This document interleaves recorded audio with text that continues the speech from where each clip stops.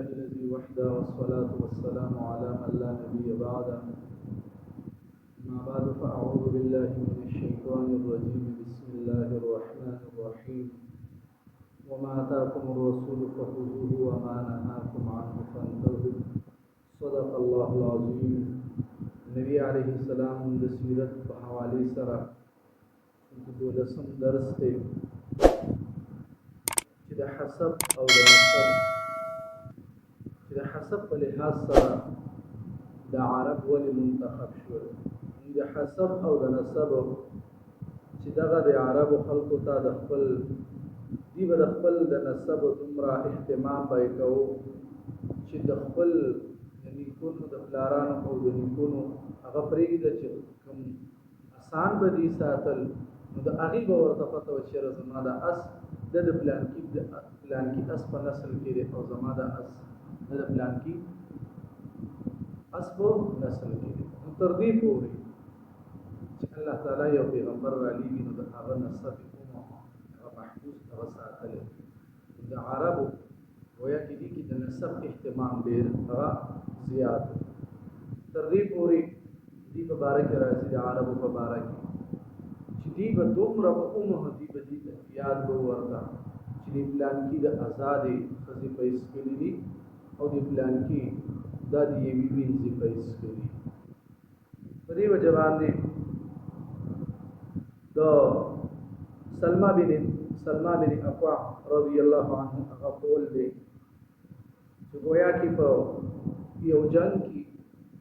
یو داسې موقع راغله چې په هغې کې هغې وفرمایل چې نن به پته ولګي چې کوم سړي د ازادې ښځې پی څکلي دي او کوم سړي هغه د وینځې پی څکلي دي. نو د ازادې ښځې پی څکل گویا کې دا به دي شجاعت او بهادري به ده. نو په دغه وجه باندې د حسب او د نسب په لحاظ سره هغه انتخاب هغه د عربو دین په شریعت کې د عرب خلکو چونکې د نبي علیه السلام د راتللو او د نبي علیه السلام د پیدایش نه مخکې چې دغه قیصر او کسرا چې د ډېر غټ حکومتونو دي د زیات تر چې کوم مضافات هغه خلک دي خپل غلامان جوړ کړو، خو لیکن د عربو خلک هغې چېرته دا نه محسوسوله چې موږ دا خپل ځان هغه دي غلام جوړ، بلکې د عربو یو ادنا فقیر هغه به دا نه محسوسوله چې زه د دغې خلکو څه وکړم، یعنې د دغې خلکو غلامي هغه زه قبول کړم او نه به د دغې بادشاهانو نه به د دې په زړه کې څه یره وغیره راتلله. درېیم په دې خلکو کې سخاوت زیات و. د سخاوت د دې دا حالت و چې د یو مېلمه دپاره به یې هغه الله خپل ځان به یې اوږې پرېښودو، خو لیکن د مېلمه ته به یې هغه مهمان نوازي هغه به یې پوره ورکوله. او څلورم چې په قوت کې او په حافظه کې گویا کې دي هغه خپل اعلی درجې ته هغه رسېدلي چې څو قصیدې په سوونو د اشعارو قصیدې هغه په یو ځل هغه به دې ته یادېدلي. پنځم چې په دې کې غیرت او حمیت و. د غیرت او د حمیت دا حالت دي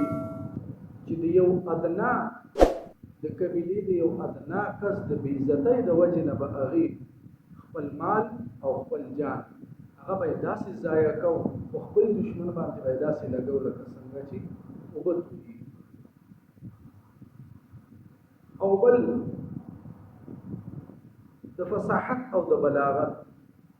چې د فصاحت او د بلاغت گویا کې په عربی ژبه کې چې د ټولو نه زیاته فصیحه ژبه هغه عربي ده چې دا خپل په اصل حالت او دا کسي څومره هغه کتابونه چې هغه د بلاغت په دغه عربی ژبه کې هغه موجود دي او په دې کې د اخلاق او د جواهر او د کمال هغه چې څومره هغه بدیعت هغه اخی شوی دی گویا کې د بلې ژبې کې دا طاقت هغه نشته نو په دې وجه باندې د عربو د خاندان او په عربو کې بیا د نبی علیه السلام د خاندان د هغې انتخاب هغه الله تعالی فرمایي او دا رنګي عبد الله چې د نبی علیه السلام والد محترم دی هغه په بارک راضي حافظ اسقلاني رحمت الله علیه فرمایي چې د نبی علیه السلام د والد محترم هغه عبد الله د چا په اختلاف وغیرہ هغه نه دی کړی او دا هغه نوم چې الله تعالی د ټول زیات محبوب دی ځکه نبی علیه السلام فرمایي چې الله تعالی د ټول زیات محبوب نومونه عبد الله دی او عبد الرحمن او ذکرانګي دا لفظ الله تعالی ذاتي نوم دی او نوم چې څومره نومونه دي دا صفات